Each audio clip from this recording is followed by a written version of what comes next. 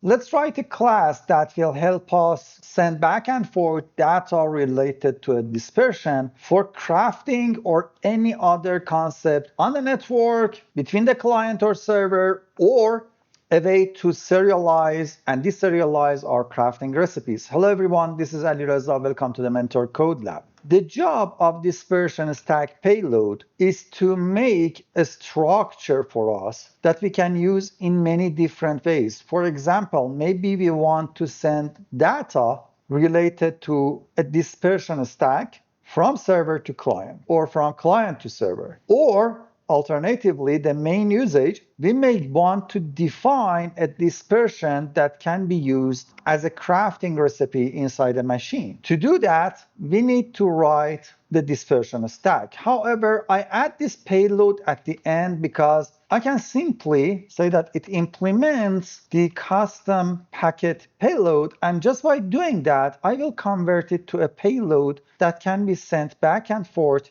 between client and server. And as you see, it only has one method that we need to override, and that is to return a type ID. Let's write that first. Let's get this packet thing out of the way and then focus on the payload itself. So we say public static final, that is a type. And for the type, you see that we have different things here. We want one that comes from the network, so not the configuration task. Anyway, if you don't know which one to choose, just do this and then say the dispersion stack payload, and immediately it knows that it needs the type from custom packet one. And of course, it should be not null. And I will remove this part of the annotation so that it imports it. Then we call it ID, and immediately, without fixing anything else, I will return the ID here. And now I have two warnings to annotate these as not null. However, this one says to remove to upper bound. Basically, it moves it after the extend. And now we want to create a new type. And as you see, we need an identifier base helper .id. For the mod ID, we have dispersion API .id, and for the namespace, we go with dispersion underline stack underline payload. That's our ID. That's the easiest part being done. By the way, this dispersion stack payload may take 2 videos or even more based on what we are doing here, and we want to handle them step by step as we go forward. So the first parameter is the dispersion variant, and we call it variant, and then a long as amount. Then I can give back and forth different things, but let's stop here. As I said, this is a bigger guy and we need to handle things little by little as we go forward. The thing that I want is public static final dispersion stack payload, and we call it empty equals to new dispersion stack payload. And for the variant, we go with dispersion variant dot blank, and for amount, we go with 0. For time being, this will be our dispersion stack as the empty stack. Now, as any other stack payload, I have the habit of providing not only the codec, but also the stream codec, because let's face it, we are creating a payload that can be transferred within the network, and that is using a stream codec. Now, for the codec, we say public static final codec of dispersion stack payload, and we call it codec equals to record codec builder dot create instance goes into instance dot group. We open this group up, we put a semicolon at the end before the final parenthesis. We say apply the instance with the dispersion stack payload colon colon new. Now we need to define the codec section, and we go in the order of the parameters. That's our codec. Then define the name of the field inside, maybe the JSON, we call it variant dot for getter, and for the getter is dispersion colon colon variant. I will copy this, I will paste it, because honestly here we just need to change this guy to codec, and this guy is long, this one is amount. Copy the amount, paste the amount, and remove the semicolon. That's our codec. Now the stream codec, we say public static final stream codec of, now I will go with the registry friendly byte path and then the dispersion stack payload. Normally you go with the friendly byte buff, but from my experience, I know that later down the road I will have lists, and that will force me to use this registry friendly. So let's call it stream codec equals to stream codec.composite, open it, and semicolon. The last parameter is actually the constructor. So for the last parameter, we can say dispersion stack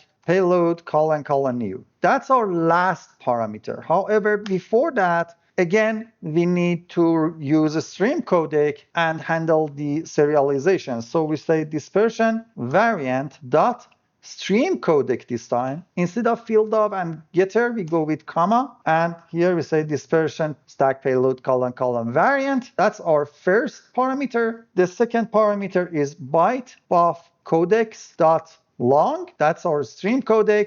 And finally, dispersion stack payload : amount, a semicolon, and that gives us the bare minimum we need for a stream codec. After this, we want to make sure that we can have some helper methods. The first one is to check if we have an empty stack. Boolean is empty. Here we say return this.amount equals to 0. If the amount is 0, yes, the stack is empty. Then I will pass forward because I have some things on my note. I have another method that says public boolean, and we call it matches. Now here we want to match this stack payload with another stack payload, and we call it a stack. And we want to make sure that these two stacks are matching each other. So we say if the current stack equals to empty type and the stack we sent in equals to empty type, then we are comparing two empty stacks. It doesn't matter, just return true. Otherwise, return. Now we check if the stack equals to null. If we are sending null, then we check if we are empty or not. If we are empty and we are comparing an empty stack with null, then okay, we return true. Otherwise, we say this.variant dot equals to the stack dot variant, and we want to make sure this dot amount is greater or equal to stack dot amount. If these two conditions are met, then yes, we can match those two stacks to each other. Then we have another method call, and that is public boolean test for recipe. Here we say dispersion stack payload, we call it a stack. We are checking a stack with current stack that we are, and we want to make sure that we are matching for a recipe type. We don't care if we are empty or not here. We just say return this.variant dot equals the stack dot variant. So we have the same variant, and here you can go either way. This dot amount is greater or equal to stack dot amount. As I said, you can go the other way around. In other words, we want the recipe to have the greater amount. However, this makes much more sense in my brain, because when we are serializing and deserializing a recipe and we are using this test for recipe inside a crafting call inside block entities, at that time, what we have on this side is the storage. And what we have on the other side, the stack.amount, is the amount inside the recipe. So we want to make sure that our storage has equal or greater amount that we need compared to our recipe here. And that would be the test for recipe. Another one that I can add is public boolean test for recipe, but here we will send in a dispersion storage, and we call it the storage. We check if the storage is null, then return false. We can't match null for any recipe. After that, we return this.variant dot equals to the storage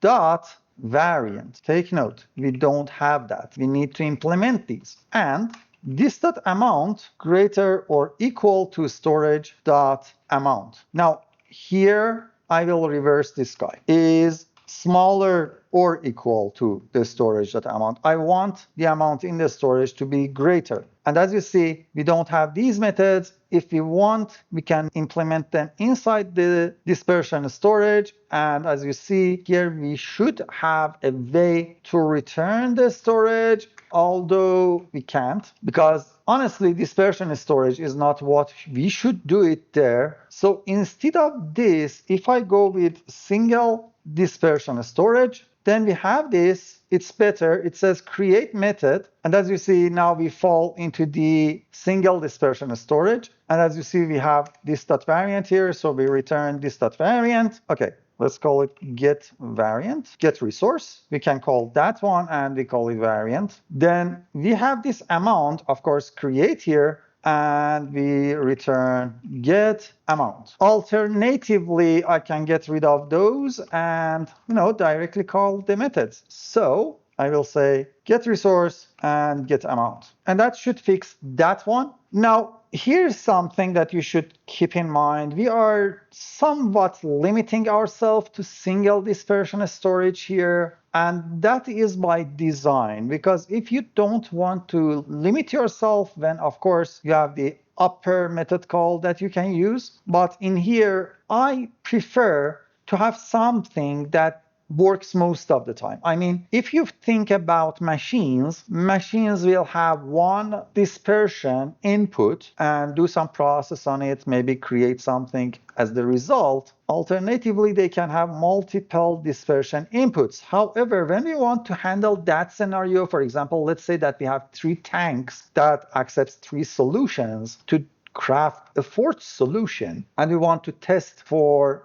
the recipe. Here we will have 3 single dispersion storages. Yes, the machine has more than one, but each one of them is a single dispersion type. Normally, you won't have a storage that has more than one type in it. However, in case of some mods, yes, you may want to do that. But if you're smart, at that time, you will use a list of single dispersion storages. Okay, so that is the test for recipe with the storage alone. Then we have a public Boolean test for recipe. This time we want a single dispersion storage as the storage. However, we want a long as min dispersion amount. So we are checking if we have at least some amount of dispersion. Again, we want all of this. So we are checking the variant. However, after we check the amount, the current amount is smaller than the one that we have in the storage. We want to say, and this dot amount is actually greater or equal to the minimum that we need. So we are doing 2 things here. First, we want to make sure that we have at least the minimum amount of thing that we need inside the storage compared to our stack. And then we want to make sure that our stack is at least equal or above a minimum required amount. This can be used in a very complex recipe type system. However, right now, we have it there. Then at the end, we will say public static dispersion stack payload, and I will call it of, and I will send in a single dispersion storage. Basically, I'm trying to create a payload from the content of a storage. Here we say return new stack payload from the storage, get resource, and from storage, get the amount, and return the stack payload for me. This is the bare minimum that we can have inside our stack payload to make things work. However, you will see that in another video, I will come back and I will revisit this stack payload and I will make it super rich with different lists and 2 components, one for a heat, one for a pressure, and we will talk about it later. Now that I have few minutes, let's talk about this stack list. The stack list is actually a list of dispersion stack payload. However, the job is to be able to store a list of storages on an item. Normally, when you break a block, the block becomes an item block. And then on that item block, you want to store some data related to the amount of things that you had on the block, or I don't know, the variant that you had, so that when you put it back, the storage contains its stuff. If you don't do that, when you break a machine, for example, every type of thing that is stored in different storages will be deleted, other than the items, because normally you want to scatter the items around the block, on the floor. However, for example, fluids, energy, or in this case, dispersion, gas, I don't know, pressure, anything else, will be deleted from the system. Because of that, we need to make sure that one way or another we are storing these data on an item. And for that, if we are using a list of storages, then we need to have a way to store a list of our stack payloads on the item. This is the job of this class. Now, easy enough, we have a list of dispersion stack payload, and we call it values. Again, we will have a codec, we will have a stream codec, but honestly, this is a much easier thing to handle here. So we have a public static codec of the dispersion stack list. We call it codec equals to dispersion stack payload dot list codec. We don't have it, we will handle it later, dot xmap for the dispersion stack list, new, and dispersion stack list, values. So basically we are saying that get the values, create a new one, but we don't have this list codec, don't worry, it's easy to implement. So public static stream codec of registry friendly byte buff and the dispersion stack list, we call it the stream codec equals to, now I will go on the new line and I will say dispersion stack payload dot stream codec dot apply a byte buff codec dot list. This is a little bit confusing for those who are beginning because it looks like not the way we use on codecs, because on codecs we have this dot list of. However, on a stream codecs we use this way, apply a byte buff codec dot list. Then here we want to map things to each other, and that is dispersion stack list new, and then dispersion stack list values. Finally, we say public static final dispersion stack list, and we call an empty list because we want one new list, and for the entries it's just list.of. So it's an empty list. Then we want to provide things public boolean is empty. Here we check if values.isEmpty, we return true, the list is empty. Otherwise we want to loop through the dispersion stack payloads that we have, and we call it value inside the value list, and here we say if not, the value that is empty. So we have a value somewhere in the list, finally the list is not empty, so return false. Otherwise, if we get here, it means that we looped through every element that we had, all the elements were empty, so return true. Then we want the matches class, so public boolean matches, and here we get the dispersion stack list, and we call it dispersions. So we want to compare two lists to each other. You say if the values is empty and the dispersions that we sent in is empty, so if both of them are empty, we are comparing two empty things, so return true. Then we want to do a sanity check. So we say if values that we have, get the size. If the size of the list does not equal to the list that we sent in and its size for the values, so we get the values on the sent in list, get this one, and then check the sizes there. So if these internal lists are not the same size, we are not equal. We are not matching, so return false. Other than that, we want to loop, so we use a for int I, and I is smaller than values dot size. Here we say if not values dot get, so we get one item at a time, and we check that item with the counterpart from the one that we sent in, so values that get I. If they are not matching, so we are checking one-to-one matching. If they are not matching, we return false. So we found an element that is not equal to each other, then get done with it. At the end, when we get here, we made sure that we compared every element and every element was the same. So we are the same and matching lists. The next one, public boolean test for recipe. And here again, we send in a dispersion stack list and we call it dispersions.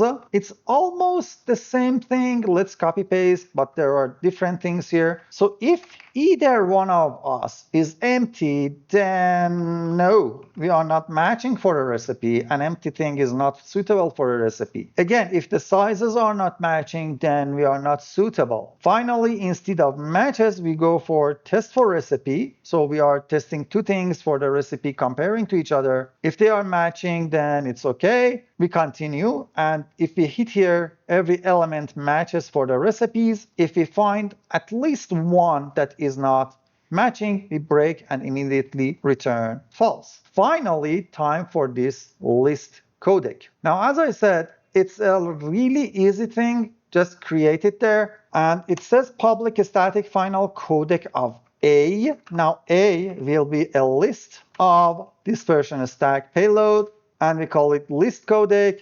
Guess what? It's codec.listOf, and that's it. So for time being, we are done with the bare minimum of the stack payload. The list is actually finished. We don't have anything else to do there. I can close this build.gradle because yes, I'm using the heat and pressure. Well, wait, I want to talk about these related to stack payload in the next video. Have fun everyone, bye.